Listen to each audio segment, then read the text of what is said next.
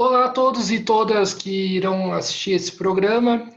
Meu nome é Guilherme, quem está na linha de frente no canal Mesa de Debates, um canal que discute vários temas como política, cultura, também esportes. E hoje, conforme prometido, nós estamos aqui com o Camilo, né? Que trabalha com quadros, pintura de arte de rua, é, e, e para discutir um pouco sobre essa questão, né, que que seria bastante interessante, bastante importante de se trabalhar. Camila, antes de começar a entrevista, por favor, se Hum, apresente para o pessoal. Sim. Boa noite a todos. Meu nome é Camilo, mas no meio do grafite eu não sou conhecido como Camilo. Quase ninguém sabe meu nome. O pessoal me conhece como Sapiens. É, Eu venho de uma época que a gente fazia grafite, era ilegal, era uma coisa que era uma transgressão, era um vandalismo, assim, não tinha a ideia do que a gente fazia era arte, então a gente nem podia usar o próprio nome da gente. A gente tinha que usar um vulgo, né? E o grafite hoje ele está dentro de um espaço aí tanto da galeria quanto de reconhecido como arte mesmo, né? E aí eu comecei a fazer o grafite já há alguns anos. Eu sou nascido e criado ali na Brasilândia.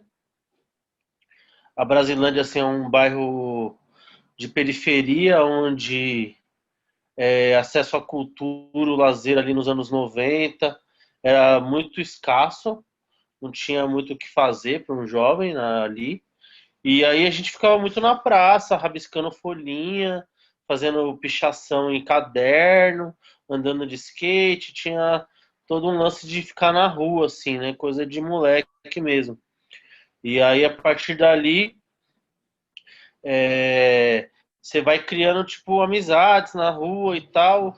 E o grafite ele tem muito a ver com esse lance de uma cultura da rua, assim, né?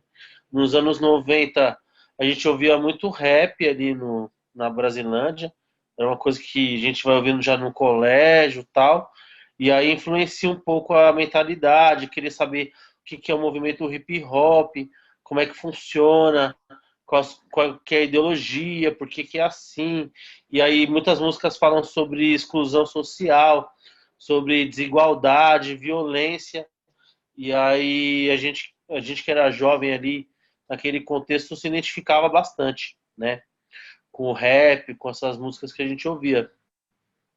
Fora isso também eu gostava também de rock, então comecei a ter contato com a cultura punk e rock.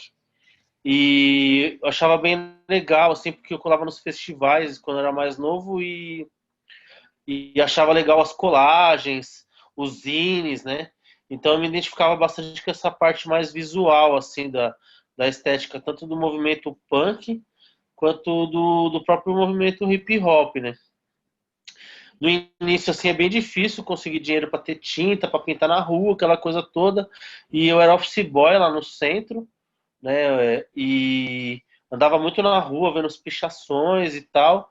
E já tinha vontade de interagir nas paredes e fazer as coisas na rua, né? E para mim pintar na rua assim parecia tipo bem tentador assim, você poder chegar, colocar uma ideia num lugar assim e sair, porque às vezes eu tava na rua andando, eu ficava olhando para as paredes, né? Via cartaz de protesto, via cartaz de manifestação sindical, via pichação e ficava tentando ler, entender o que que era aquilo ali. E várias artes que eu via assim, ficava pensando, até frases mesmo, ficava pensando o dia inteiro sobre aquilo e tal. E eu pensava como, tipo, esse lance de escrever na rua era tipo um certo até poder, assim, sabe? De você chegar, levar uma ideia, fazer as pessoas ficarem pensando sobre aquilo, né? E isso às vezes podia atingir várias pessoas diferentes. Quando eu comecei a fazer, eu percebi que isso atingia várias pessoas. Às vezes passava uma senhora evangélica, ela olhava, perguntava a respeito, saía interessada sobre aquilo. Aí às vezes vinha um corintiano, o cara não tinha nada a ver com a senhorinha evangélica, também gostava. Aí vinha um outro cara meio bêbado, também gostava. Então, assim, independente de estilo, por exemplo, eu tentei até ir para o lance da música, eu acho legal música, mas eu sou péssimo de ritmo e tudo mais, né? Eu fico pensando, pô, se eu fizesse música, se eu tocasse, sei lá, rap, só quem vai me ouvir é quem gosta de rap. Ah, se eu tocar rock, só vai me ouvir quem gosta de rock.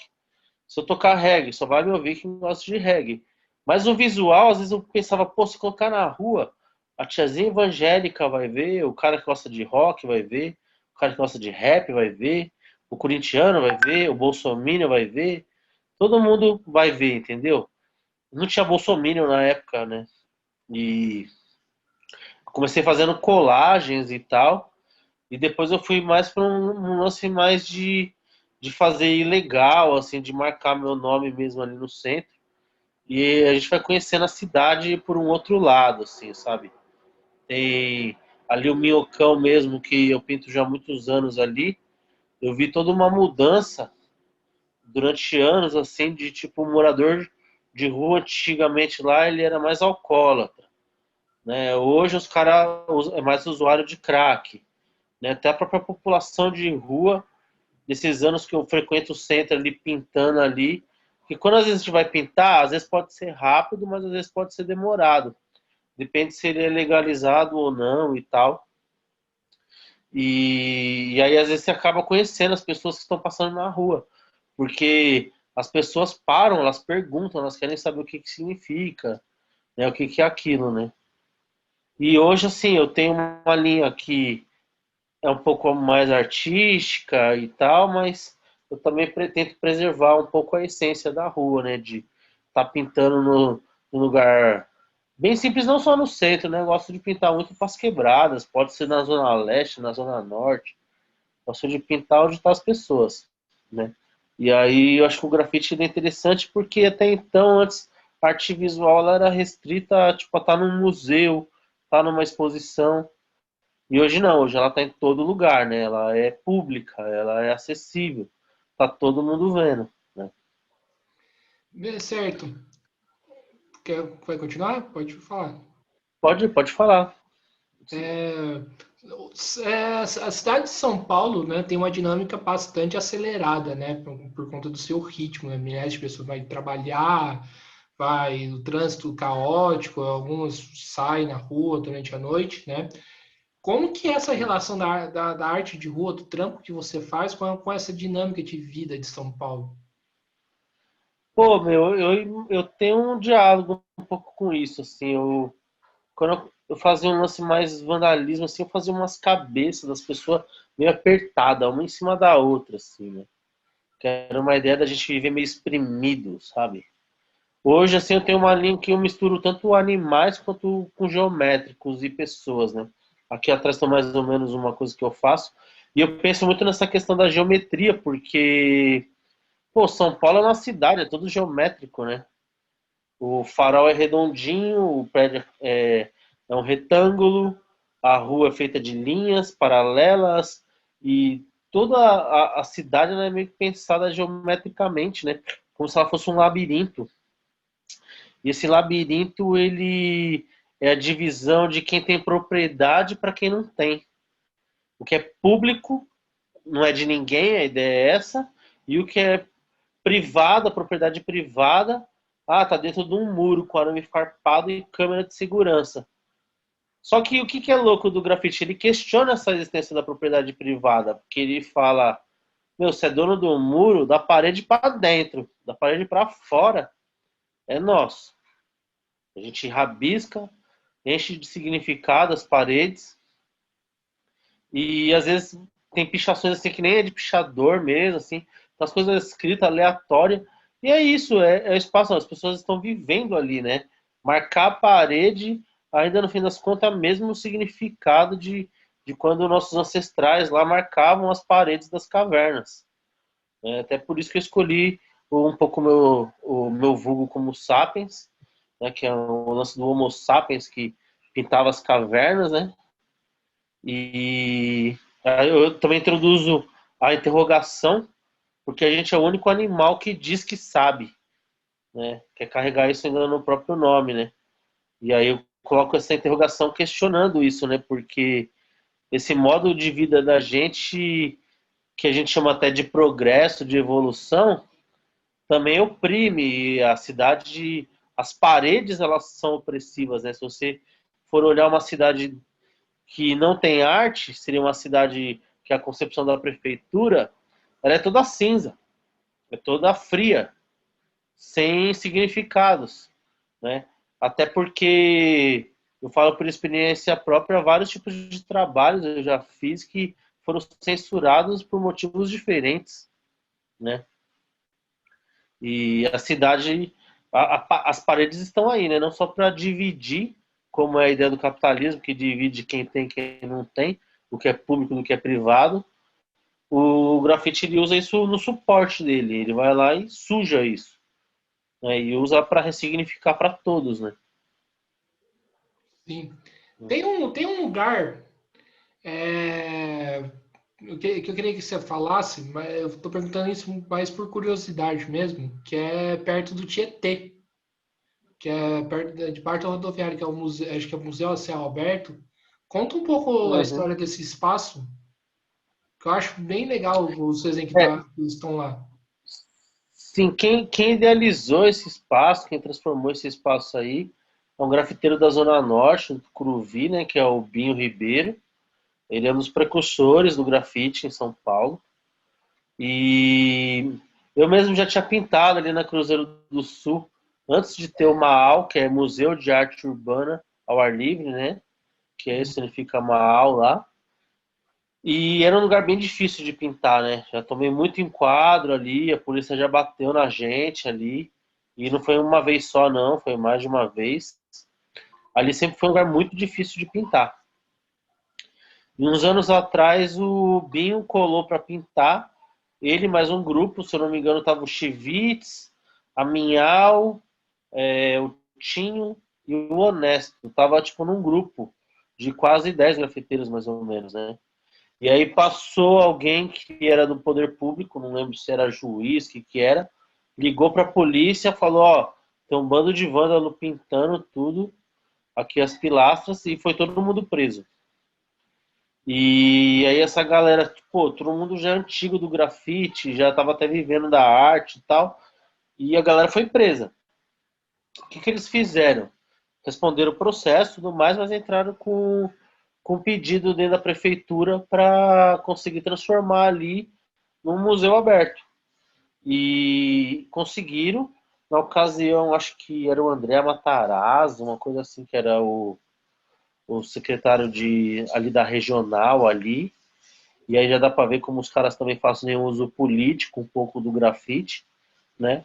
E aí ele foi lá e autorizou, deu uma autorização, que é uma coisa que é meio complicado, porque a pilastra lá é do metrô. O metrô é bem complicado conseguir as coisas com o metrô de São Paulo, né? Sim. E aí o pessoal conseguiu autorização para pintar, e aí começou a pintar todas. E aí ele foi espalhando. Aí tem vários artistas de vários lugares, né? Tem artista do interior, tem artista de outros países. Tá bem distribuído ali e tal, né? Mas isso também representa uma institucionalização em partes do próprio grafite, né? Porque o grafite de verdade seria aquele que é feito ilegal, que o cara chega lá, bota a escada, sobe, faz. E já aconteceu de eu estar fazendo um ilegal grande, assim, a polícia chega para enquadrar a gente, para mandar parar, mas o policial olha, acha legal e fala, meu, quer saber? Continua aí e já era. A gente vai falar que a gente não viu vocês. Até a polícia já passou pano, assim, né? Porque realmente é uma coisa assim que realmente questiona o que é público, o que é privado, questiona a ideia de propriedade, mas também carrega significado, carrega cores, né? E muda um pouco a rotina das pessoas, né? Sim. Já tive ocasião, assim, de em outros lugares ali, como começaram a fazer isso na Barra Funda, e eles tinham intenção, por exemplo, também de fazer isso um pouco no Miocão. Já no Miocão não aconteceu isso, né? E em partes eu na minha visão prefiro que às vezes a prefeitura não lotie esses espaços, porque ainda continua mantendo a raiz do grafite, né? mas são visões diferentes dentro do mesmo movimento. Sim. E, e você tem trampo lá, né? No, Tenho, um quadro, acho que é seu, se eu não me sim. engano, acho que acho que na terceira ou quarta pilastra do metrô, né? Perto do Tietê. Perto do E Tietê. para mim foi bem gratificante poder estar ali naquele espaço, né? O Binho Ribeiro, ele é um cara que ele tenta puxar uma visão pro grafite para ser reconhecido na cidade de São Paulo, porque queira ou não queira, assim, na questão do grafite no nível mundial, São Paulo é muito respeitado lá fora, porque eles entendem que aqui tem artistas muito bons, né? E os grafiteiros, no geral, assim, são autodidatas. São pessoas que não passaram por faculdade de desenho, não fizeram designer.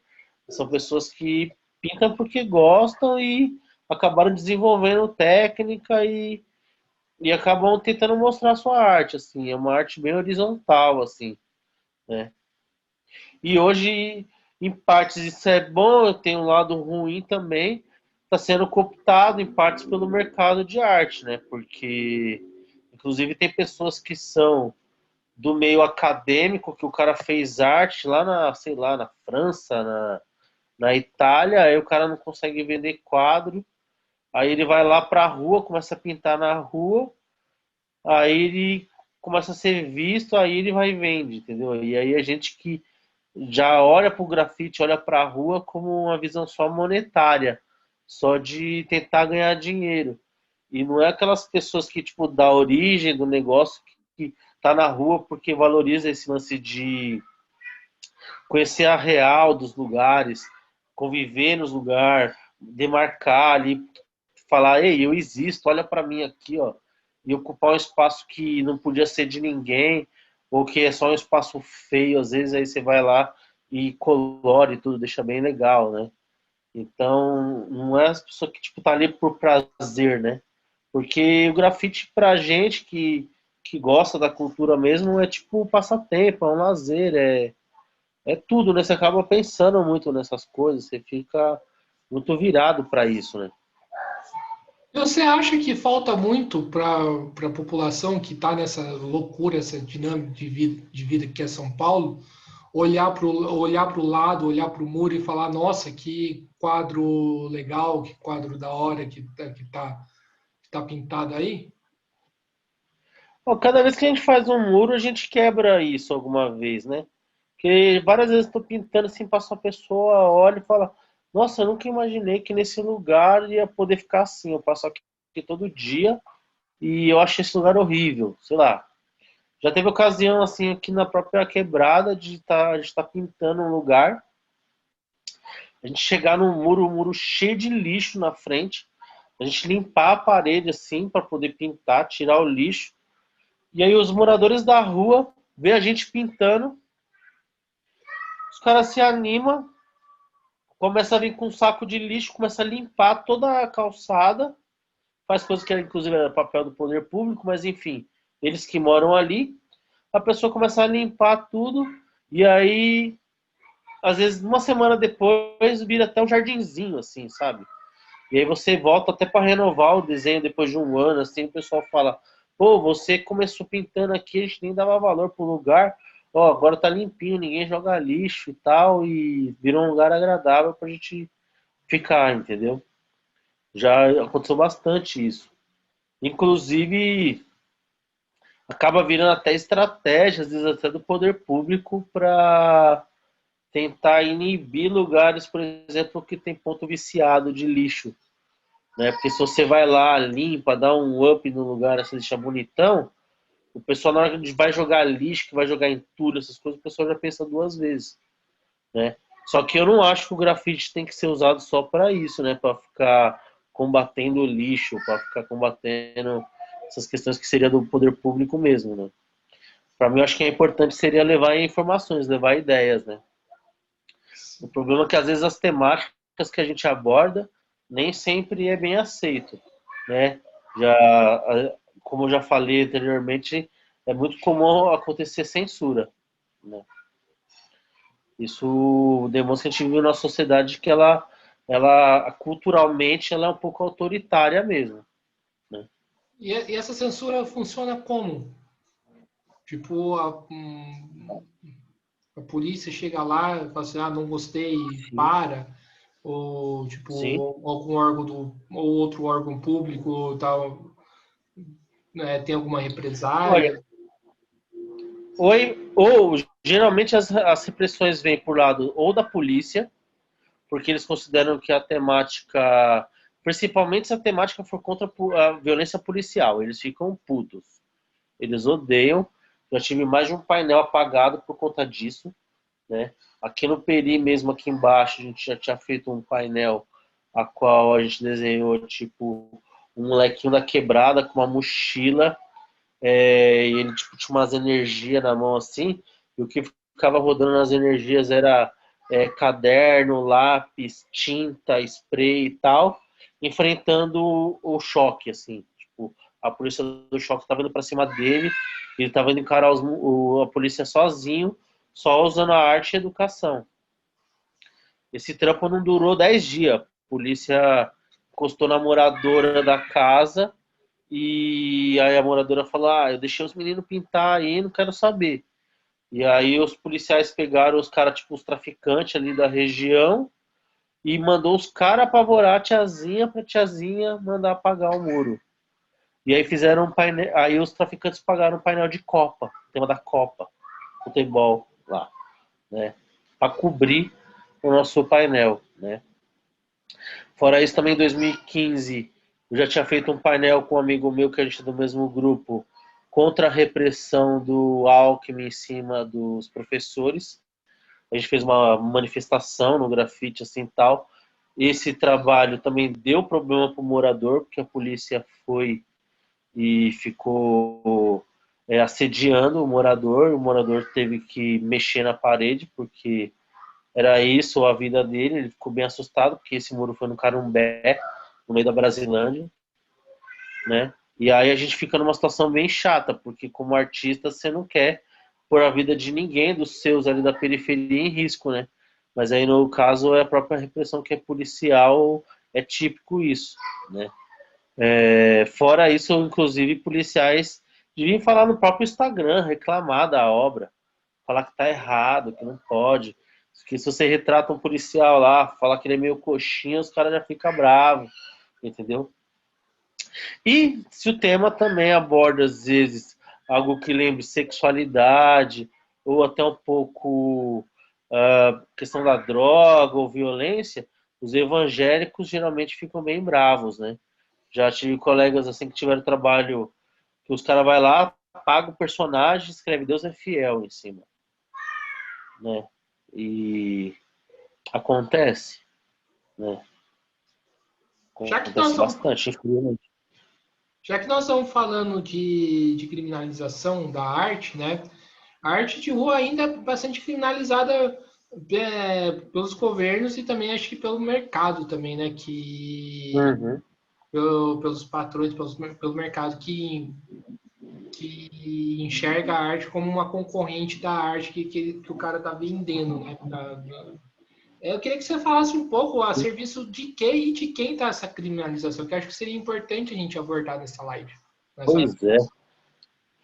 Então, ainda o grafite ainda ele carrega todo um estigma de uma arte marginalizada, porque até ontem ela era crime, né? Ainda é crime, né? Se você fizer no ilegal, no vandalismo, e é crime, né? E os artistas da antiga, sim, da minha época até para trás, acho difícil algum que não tem BO, que não assinou alguma coisa por conta de estar pintando, fazendo arte, né?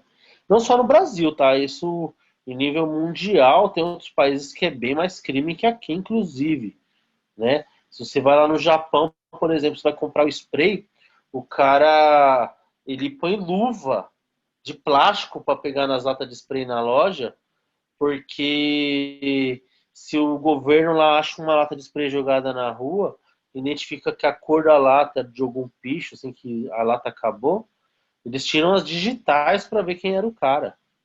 Né? Tem países como o Japão, ou nos Estados Unidos, ou alguns países europeus, que tem polícia específica para perseguir artista de rua, grafiteiro. Né? Por que eu entendo que isso tem que ter? Porque o grafiteiro, às vezes, posso falar a verdade, ele tá cagando pra curadoria, ele tá cagando pro censor. Ele vai lá, ele escreve o que ele tem que escrever, ele faz o que ele tem que fazer e saiu fora, ele já fez estrago. Ele pode questionar coisas ali que talvez o governo não vai gostar. Eu, por exemplo, tive um painel e quando o Haddad era prefeito, que foi apagado lá no Minhocão, tipo, 10 dias depois que eu tinha feito. Nem 10 dias, acho que menos de uma semana tinha sido apagado. E aí eu e meu amigo, a gente, na maior raiva, voltamos, fizemos de novo. E o Haddad, um tempo antes, assim, tinha feito um Pato Donald, um evento de grafite para tirar foto, assim, aparecer com as pessoas. Ah, como eu sou legal e tal. E aí a gente desenhou o Pato Donald que ele fez e escreveu um carinha falando, pra mídia você gosta de grafite, né? Mas na prática você manda apagar, né? E aí assim que a gente fez o trampo no Minhocão, no outro dia saiu na Folha, saiu no jornal, porque a mídia já estava naquela de atacar o Haddad, né? Para tentar minar ele, isso lá depois das manifestações de 2013 lá, que era quase dos 20 centavos e tudo mais. E aí os caras usaram até isso para bater no Haddad, né? Por conta disso. Até, então, assim, o governo até petista também perseguiu, em partes, apagou grafite, né? Porque se você falar alguma coisa, eu já, por exemplo, eu já fazia umas colagens detonando o Bolsonaro na rua desde 2009. Desde 2009 eu já aloprava o Bolsonaro, fazia umas colagens da cara dele e fazia o símbolo da suástica, já alertando as pessoas que ele era nazista, ele já tinha visões fascistas perigosas, né? Porque naquela época ele já falava os absurdos dentro do Congresso, né? E eu fazia essas colagens justamente, às vezes, em bairro militar, como é, por exemplo, ali no Jardim São Paulo, que basicamente quem mora lá é mais polícia. Eu já fazia lá para incomodar mesmo, né? E aí é legal esse lance também da rua, porque a rua já xingava o Bolsonaro antes dos bolsominions gostavam do Bolsonaro. O bolsominion é fanático por Bolsonaro, mas conheceu o cara em 2017, entendeu? Nós já odeia ele desde 2009, né? Já não gosta do cara antes dos caras que amam conhecer ele, né? Porque veio realmente uma onda reacionária, assim, né, cara? E o grafite ele vem lutando com essa onda. A gente tem deputados agora, não sei se deputado, o Arthur Mamãe Falei, não sei se você chegou a ver que num dos debates da Bandeirantes, ele declarou guerra. Ele é candidato a ser prefeito aqui de São Paulo, o Mamãe Falei lá, e ele declarou guerra contra as pessoas do movimento hip hop. Ele falou que a escola tem que ensinar empreendedorismo, tem que ensinar como as pessoas mexem na bolsa de valores. Não tem que ficar ensinando pichação e break, que isso aí é coisa de marginal. Então, hoje, em pleno 2020, os caras pleiteando a prefeitura de São Paulo, tem um candidato que o cara fala ainda que a gente é marginal. Só que, por exemplo, se você for lá na Pinacoteca nesse momento, a exposição que está ocupando a Pinacoteca é os Gêmeos. Os caras dos precursores do grafite em São Paulo. Se você vai ver quem disputou o Grammy lá, é o Djonga, é o Emicida, é os caras que é do hip hop. Então, quem está produzindo cultura em partes de São Paulo é também a galera do movimento hip hop, né? Que tá forte, ele tá sempre em movimento, tá lutando e tal, para levar as raízes da periferia para mostrar a cara dela, para mostrar a própria essência dela, né? E aí esses caras eles têm uma visão elitista de governo, né? E eles odeiam grafite, eles acham que o que a gente faz é porqueira, é sujeira. E Você falou da questão dos bolsomínios, como que é a relação de vocês com os bolsomínios? Em relação Cara, da arte, assim? eles, no geral, eles, bom, Bolsominion, eles não entendem algumas coisas assim, né? Se você fizer um negócio meio sofisticado ali com uma mensagem inteligente, ele já não entende. Ele é complicado. Mas às vezes ele só. Eu já reparei Bolsonaro na rua assim. Ele só vê as cores. As cores tá bonita. Tá? Ele não tenta ler a imagem. Acho que ele só sabe obedecer o WhatsApp. Então você pode falar que E que esse bolsonarismo, essa onda de bolsominions que existe no Brasil, está emburrecendo a galera, né? como? Tá como? Emburrecendo. Emburrecendo. Pô, sim, sim, e assim, vou falar a real. Isso até chateia pra caramba pra gente que nem eu já pinto já faz muitos anos. Eu vejo grafiteiro novo, o cara pinta há pouco tempo, se declarar bolsominion. Tem. Não são muitos, são poucos, mas tem. Até grafiteiro bolsominion. Aí você fala, meu, como assim, cara? Eu já vi até, tipo, pichador falar, ah, mas e a propriedade privada? Você fala, pô, como assim? Você é pichador, mano. Você picha a propriedade privada de todo mundo e aí você tá defendendo a propriedade privada? Eu não tô entendendo. Acho que o que explica o bolsonarismo é que o Darcy Ribeiro fala que no Brasil a educação é escangalhada, assim, porque não é porque é um fracasso, né? Na verdade é um projeto que a educação seja ruim, né? E aí, infelizmente, a gente gera pessoas que têm uma percepção de mundo bem limitada, né? Tem grafiteiro bolsominion que eu conheço que também o cara faz um desenho que parece um Romero Brito. Tipo, não passa informação nenhuma. Você olha assim, você fala, vixe, só é colorido, acabou, né? E aí também dá pra gente dividir os tipos de grafiteiro, né? Tem grafiteiro que sai pra rua, que às vezes ele não tá mandando muita mensagem, mas só a atitude dele de chegar e falar, ó, eu existo, eu sou um cara da periferia, eu vou desenhar uma pessoa negra aqui, eu vou fazer um negócio que tem a ver com a minha quebrada aqui e tal. Já é alguma coisa, mas tem gente que só vai lá, só deixa coloridinho, enche de florzinha e faz uma arte meio, sei lá, aquela arte que você vê no consultório do dentista. Você olha e fala, ah, tá, não tem muita coisa ali não. Né? Também tem esse pessoal. Sim. É, Mas não é todo mundo que é bolsominion, é minoria, bem poucos mesmo. Dá sim. pra contar numa mão. E a questão do elitismo pesa bastante, né? A questão contra a arte de rua, contra o grafite.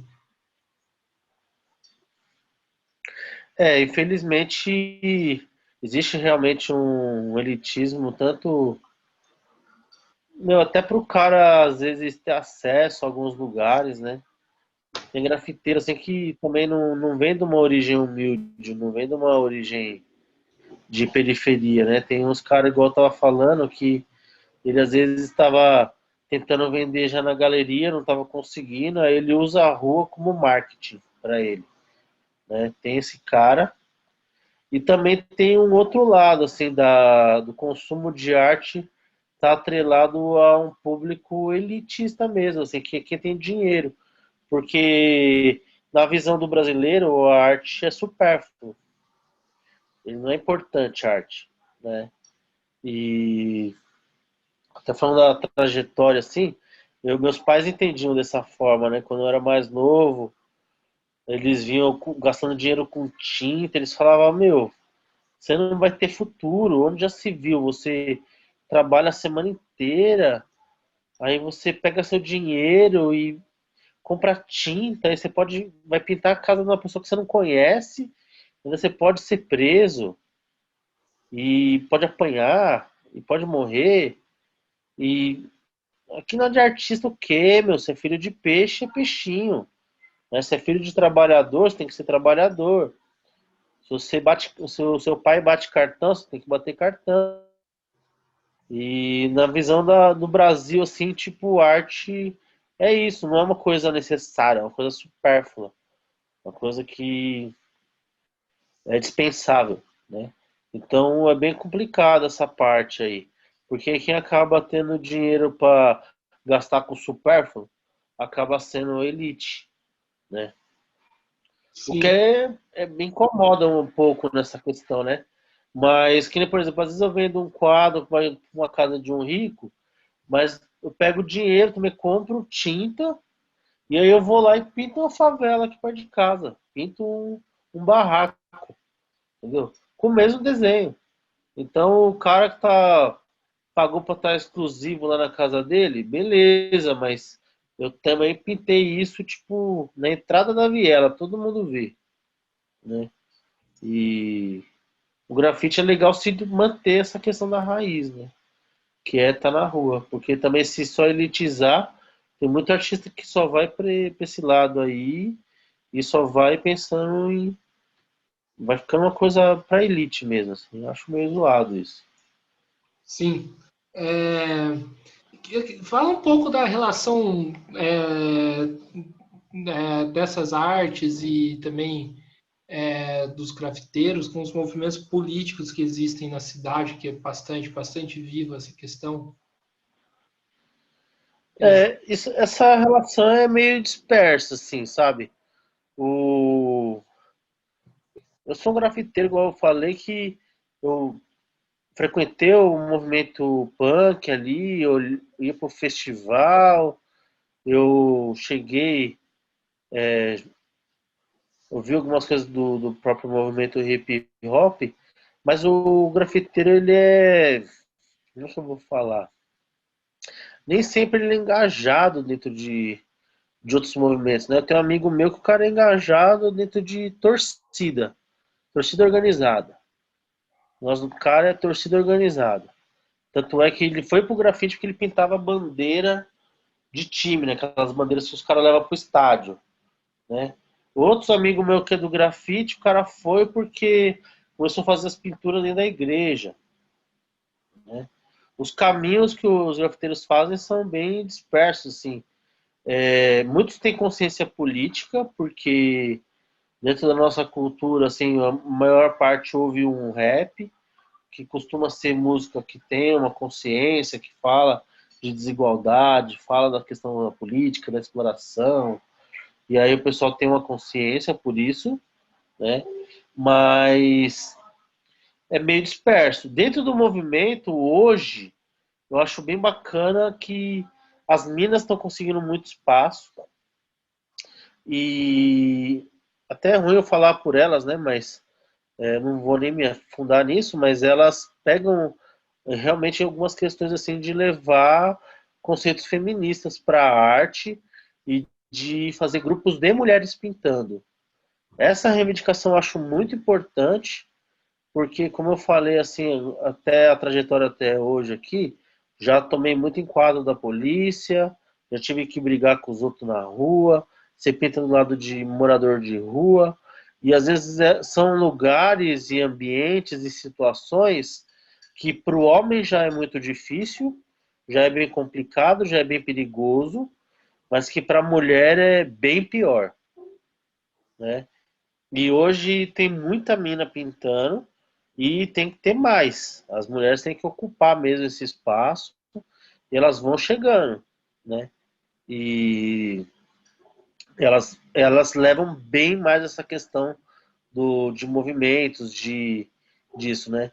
No geral, assim, na minha bolha, assim, as pessoas que eu conheço do grafite, no geral a galera tá com políticos de esquerda, o pessoal acompanha a política, não é alienado, né? Mas não milita, né? Até porque acho que as militâncias hoje elas estão bem vinculadas dentro dos sindicatos, né?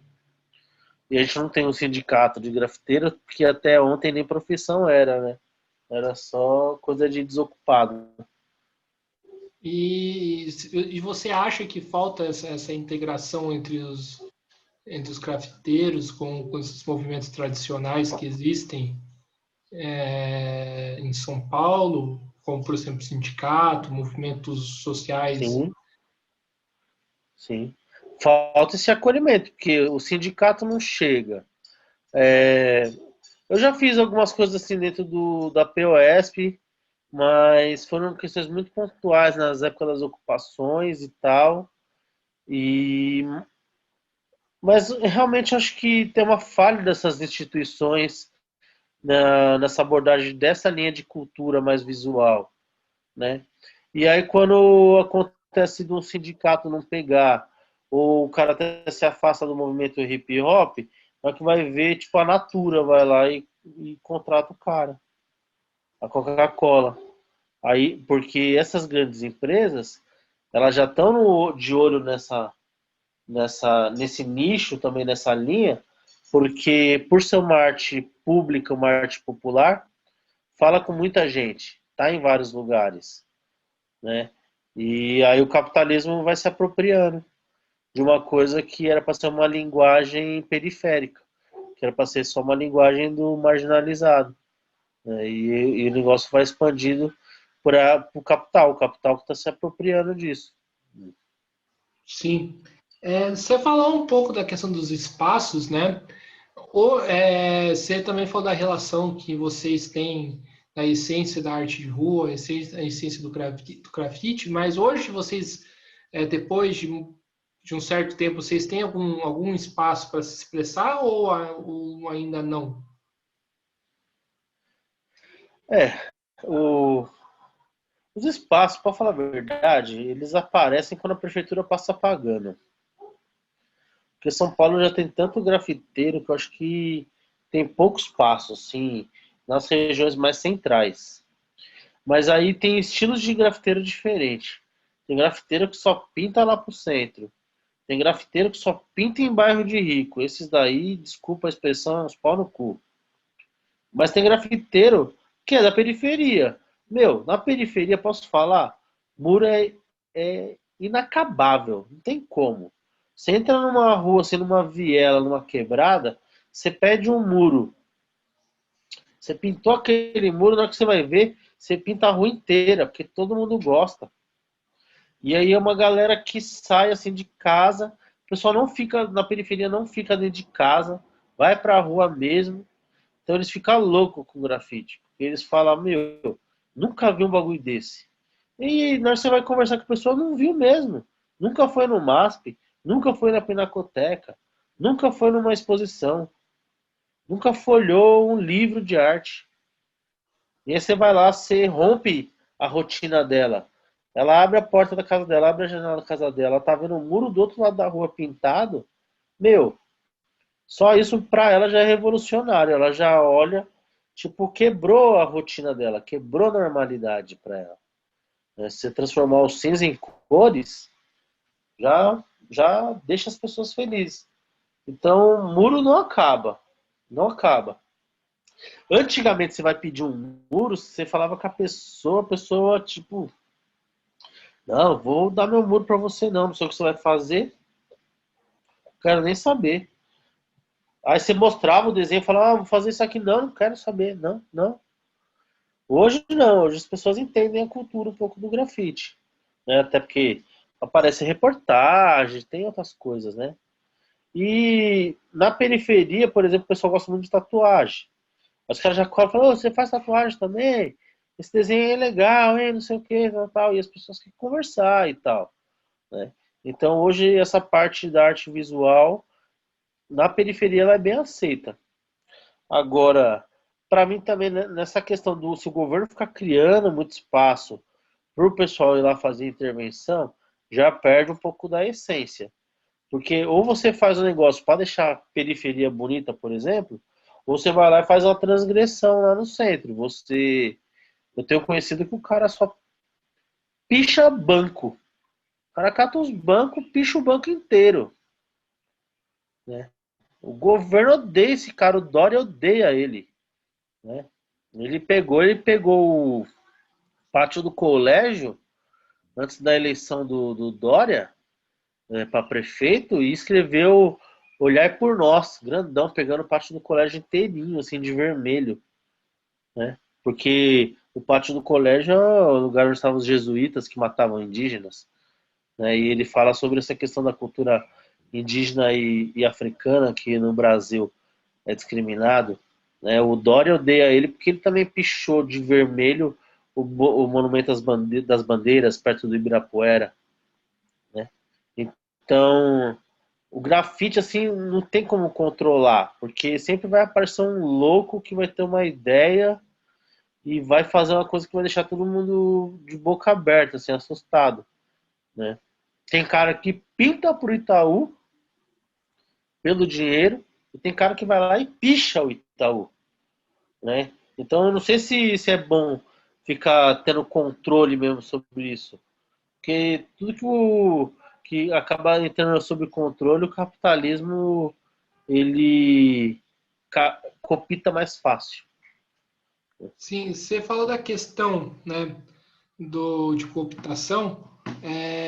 Como que funciona esse lance da cooptação em relação aos artistas do próprio sistema? Isso é complicado pra caramba. Isso, Guilherme, é uma coisa que eu fico me perguntando muito sobre isso, né? Porque na minha ideologia, o certo é eu ficar pintando de graça, ou no ilegal, ou só para agradar as pessoas da periferia. Só que assim, o spray é caro, o tinta latex é caro. Até para me manter na cultura, poder manter fazendo o que eu sei fazer, eu tenho que arrumar uns trampos para eu poder ter dinheiro para comprar tinta, porque aí eu compro a tinta para depois eu poder gastar de graça ali para a pessoa que não tem como pagar. Então, e é uma situação que assim é complicado você ser totalmente livre no sistema capitalista, não vai rolar.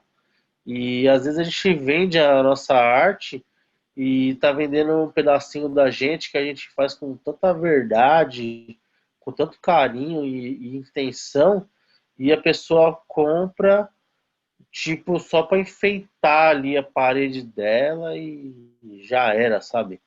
E aí nesse ponto a gente se sente alienado também, porque às vezes a galeria também vai ganhar em cima, né? Geralmente vai ganhar, a galeria ela ganha 50% em cima, esse é o padrão das galerias.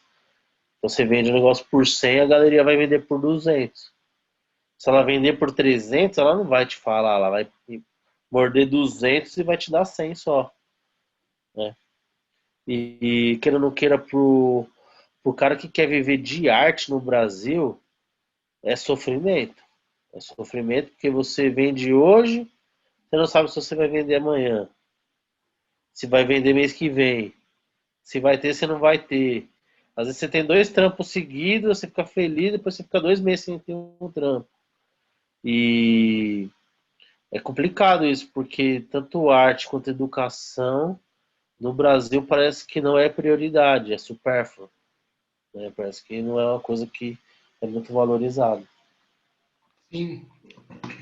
Você acha que essa questão da valorização piorou, por exemplo, com o governo do Bolsonaro? Olha, quando entrou os governos autoritários aí, que eu não vou colocar só o Bolsonaro lá no federal, vou colocar o Dória aqui também no estadual, brecou totalmente as partes de projetos culturais, principalmente no que era para a periferia. Evento de periferia, evento de quebrada. Parou tudo, né? E aí, somado a isso, veio a pandemia.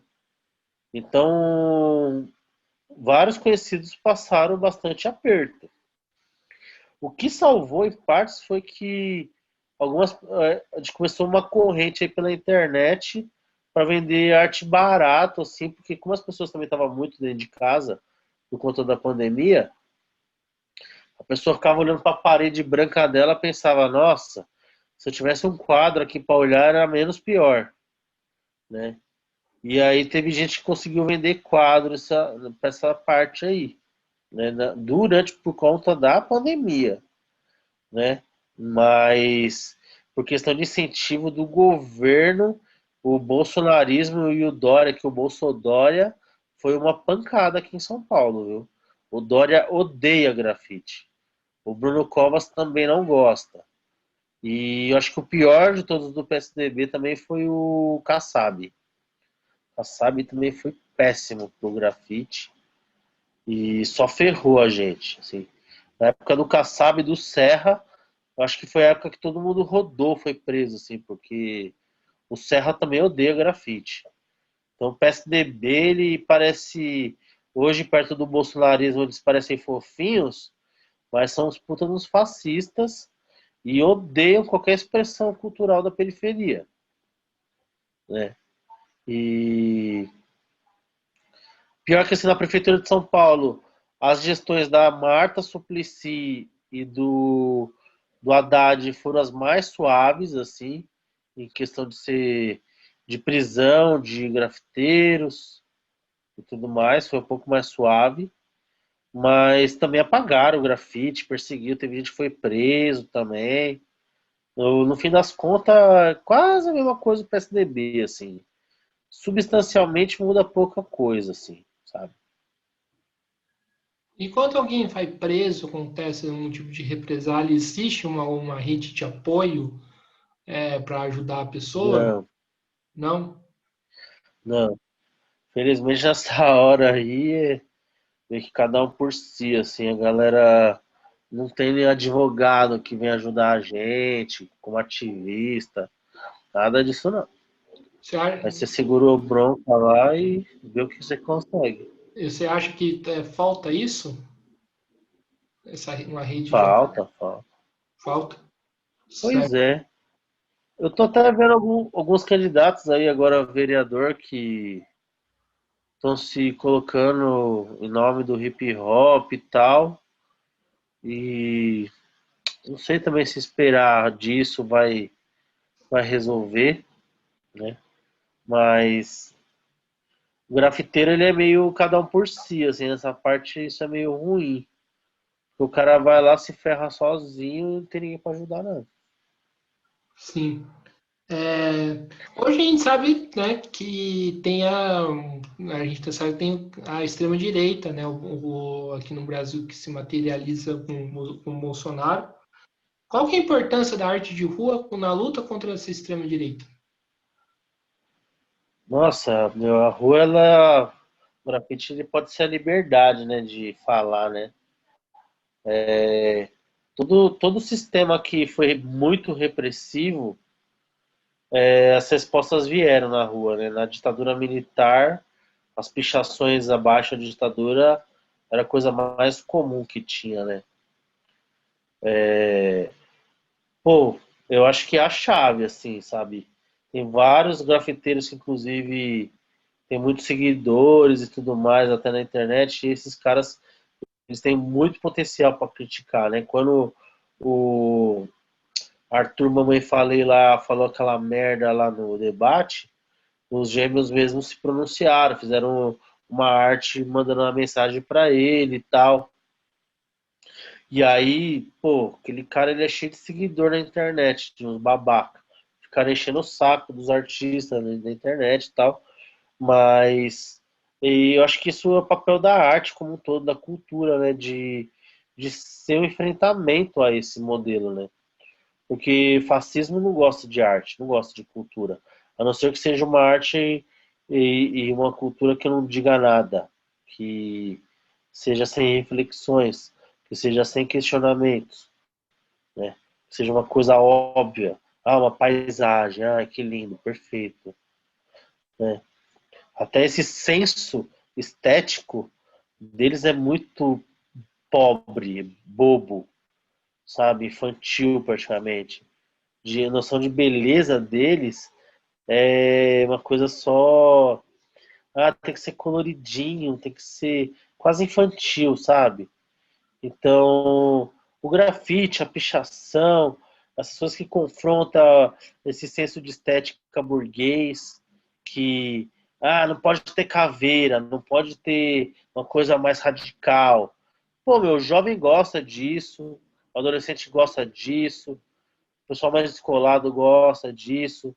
E o coxinha que se dane, entendeu? E tem que estar na rua mesmo. Tem gente que passa a falar mal, fala, isso aí é coisa de vagabundo, maconheiro, isso aí não presta, gente que não presta. E é isso, a gente está aí para confrontar o bom gosto deles, mano. A gente quer que eles se danem.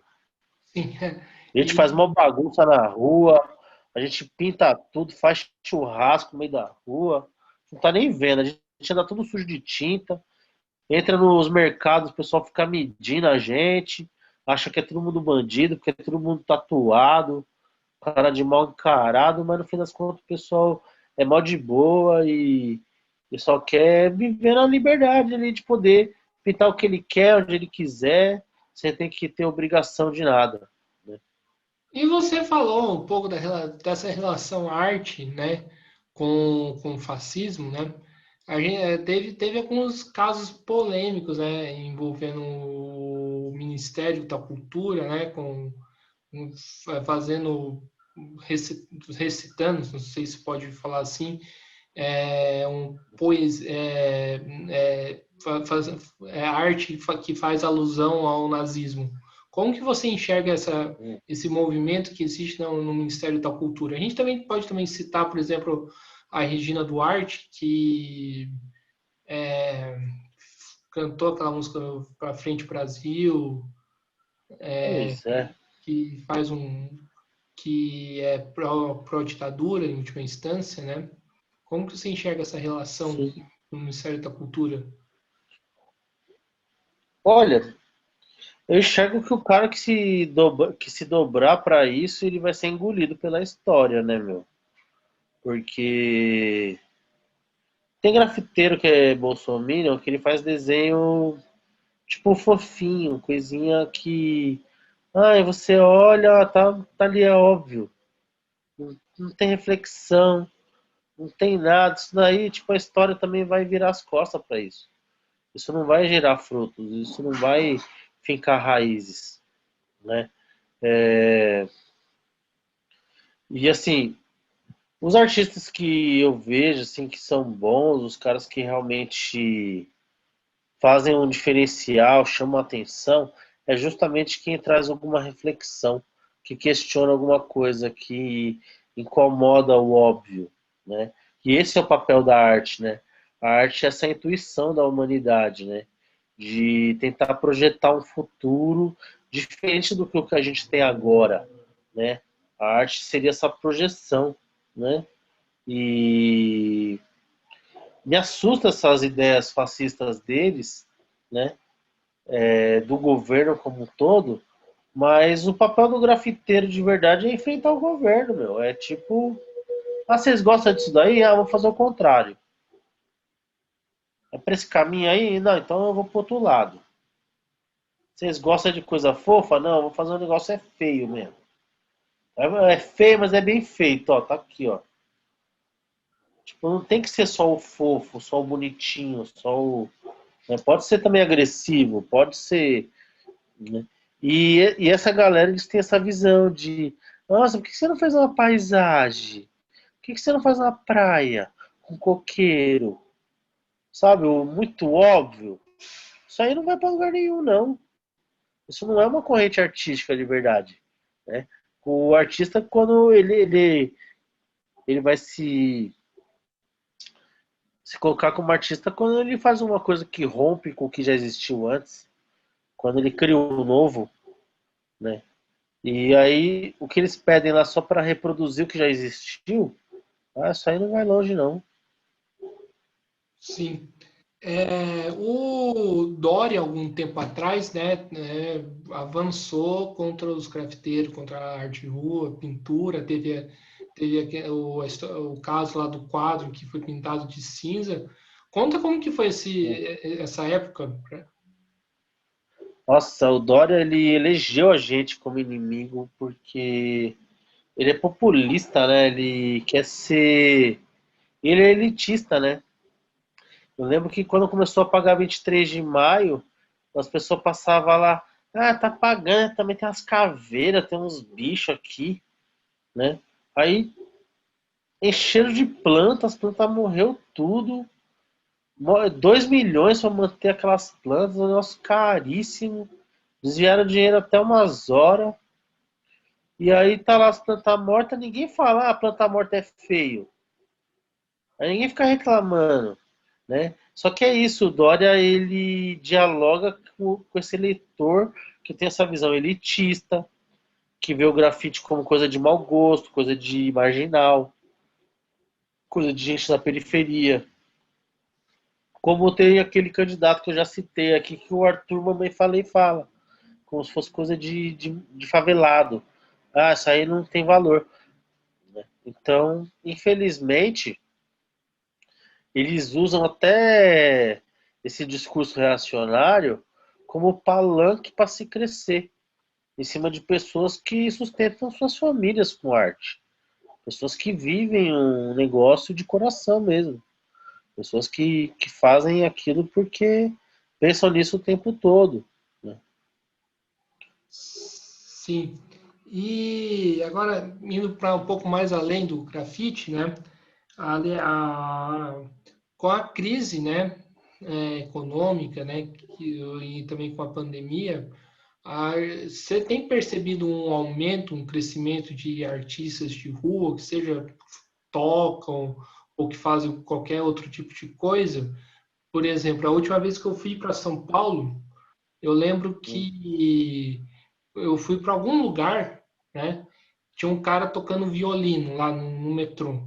Aí eu saí, fui para um outro lugar, aí tinha um cara cantando rap dentro do metrô. Uhum. Você tá percebendo que está aumentando o número de artistas de rua? Olha, eu percebi assim que no geral, por conta da pandemia, muitas pessoas foram tentar fazer arte ou produzir arte por uma questão de desespero mesmo, assim, de meu, eu preciso fazer alguma coisa, eu tenho que dar um jeito, eu tenho que tentar tirar leite de pedra. Ah, o que que eu gosto de fazer? Né? Se apresentou como uma possibilidade, né? Gente que já gostava de fazer alguma coisa falou, meu, eu tô com tempo agora, eu tô desempregado, sei lá, vou tentar fazer isso aqui dar certo, né? E na verdade eu percebo que a arte durante a pandemia, ela foi um respiro para várias pessoas não enlouquecerem, né? Para mim mesmo assim, eu não consigo mais me imaginar sem arte, né? Eu antes de eu produzir arte, de eu pintar, de eu ficar pensando enfiado nesse mundo, eu vivia até meio depressivo. Eu ficava pensando o que, que era meu papel, o que, que era meu lugar e tal. E hoje não, eu fico a milhão pensando sobre como fazer, né? E a arte ela é um processo que ele é tanto mental quanto físico, né? Você produz com as mãos, com os olhos, né? E é louco isso, porque desenvolve outras dimensões do ser humano, né? E numa situação de pandemia, as pessoas trancadas, foi um respiro, né? Foi um alívio, um suspiro, né? Sim. Você tá falou assim, da questão da pandemia, né? Como que está sendo, por exemplo, para os grafiteiros fazerem esse trampo no meio da pandemia? Como que está sendo esse processo? Então, o grafite sempre foi um lance muito coletivo, assim, de trabalhar em grupo, né? Eu, desde o início da pandemia, foquei mais em trabalhar sozinho e, no máximo, com mais um amigo, que é o que, que eu trabalho mais, que é o Jox, né? E foi um processo de aprendizado, porque está acostumado a ficar em evento, um monte de gente, isso gera aglomeração. E foi um desenvolvimento, assim, eu tive que lidar com isso, né? Porque estava habituado a ser de um jeito, agora ficou de outro, né? Muitos trabalhos no início foram interrompidos, alguns foram cancelados e tudo mais, mas também apareceram outros, porque eu acho que a arte ela se mostrou importante, né? A pessoa ficar dentro de casa olhando para a parede branca, ela realmente fica mais oprimida do que se na parede tiver um desenho, algo para distrair. Né? Então, eu acho que a arte, pô, a literatura, séries, arte como todo, música. Como é que você aguenta uma quarentena sem um filme, sem um livro, sem música? E por que não um quadro, uma arte visual? Nem que seja para eu ou fazer ou eu admirar, né? Eu acho que a pandemia mostrou esses outros lados, né? Esses outros valores, né? Sim. E para fechar, eu queria que você falasse um pouquinho do seu trampo, só para a gente finalizar. Pois é. O trabalho eu comecei, igual eu tava falando sobre a geometria, né? Que é o lance da cidade ela, nessa estética, né? Eu também lembro de um professor na faculdade, ele explicar as noções da sociedade, assim, no curso de sociologia. Ele usava o triângulo para explicar o indivíduo, o quadrado para fazer a referência às instituições e o círculo, que cabe tudo dentro, representando a sociedade. Então eu pensava assim, como criar uma ideia de representação do indivíduo, mas dentro de um todo, nessa dialética indivíduo-sociedade. Tá parado, tá em movimento. Ele é individual, mas está dentro de uma instituição. Essa instituição é parte da sociedade. De igual nos geométricos aqui atrás, são todos iguais, mas são de cores diferentes, né? Esse lance que é dialético da sociedade. Nós somos iguais, mas somos diferentes, né? Que é a ideia da diversidade. E às vezes não saber onde que é o em cima, onde é o embaixo, onde é o esquerda ou a direita, também um pouco numa inspiração que eu tenho num grande artista que não é do grafite, que é o Escher, que ele pegava muito essa questão do relativismo, né? Fora isso, quando eu também trabalho questões de animais, que eu gosto muito de fazer animais de extinção, eu penso na dialética de como tudo está ligado e tudo está em transformação constante, né? E de como o animal, por exemplo, aí eu vou lá e faço um animal, eu não faço só o animal, eu gosto de fazer ele com a textura da madeira, com a textura da pedra, como com quem todos os elementos convivem juntos, né, numa mesma essência, né? Eu briso muito nessa questão e também alguns trabalhos com uma questão realmente contra o consumismo desenfreado, essa produção excessiva de lixo, né? Essa divisão extrema entre o homem natural, o homem tecnológico, né? Tudo essas coisas assim, às vezes eu pego uma ideia e fico brisando numa ideia e vou fritando naquilo, né? E aí depende muito do momento, assim, do que eu tô querendo, né? Tem hora que eu também fico de saco cheio do geométrico, vou fazer outra coisa, mas eu não consigo parar de desenhar. Fico sempre desenhando. Para mim é uma válvula de escape. Legal, muito bom. Camilo, então estamos aqui no final de mais uma entrevista. Primeiramente, eu quero agradecer profundamente por ter aceitado, foi muito boa esse nosso papo, né? Bastante interessante, bastante importante. Gostaria que você fizesse as considerações finais. É, eu agradeço você pelo espaço, Guilherme. É importante a gente estar falando do grafite.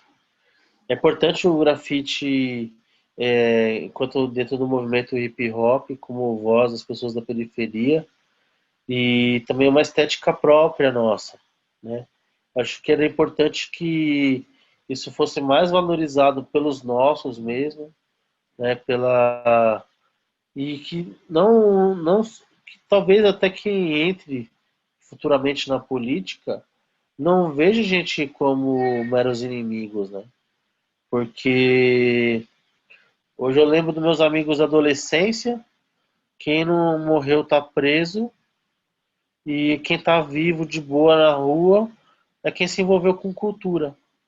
Então, queira ou não queira, na periferia, como o acesso ao trabalho é difícil, o acesso à universidade é difícil, a arte ou o esporte ainda é um salva-vidas, né? Ainda é uma forma da gente ter voz, a gente conseguir mostrar o nosso real valor, né? E que esses espaços não se fechem. Eu não quero, igual o Arthur Mamãe falei lá, a periferia tem que aprender empreendedorismo com os caras da Bolsa de Valores. Os caras da Bolsa de Valores só que a gente morre. Ele nunca vai ensinar pra gente o caminho real. Agora, se você perguntar para alguém que dança, que canta, que pinta, pessoa mais antigo, o cara vai ter prazer de te ensinar, de ajudar a criar a nova escola, né? A nova geração que vai fazer a diferença. Então, o importante do grafite, como todas as artes, é a gente ter voz. Porque a gente grita, grita, grita, e às vezes eles não querem nos escutar, mas a gente pode forçar ser escutado. E as paredes estão aí para isso. Sim, Legal, Guilherme? legal. Bom, é legal. Quero mais uma vez agradecer, né? É, e lembrar que amanhã tem um bate-papo com o professor Antônio Carlos Mazeu, da USP, para a gente conversar sobre as eleições dos Estados Unidos. Vai ser do mesmo molde que da entrevista, né? Da entrevista gravada.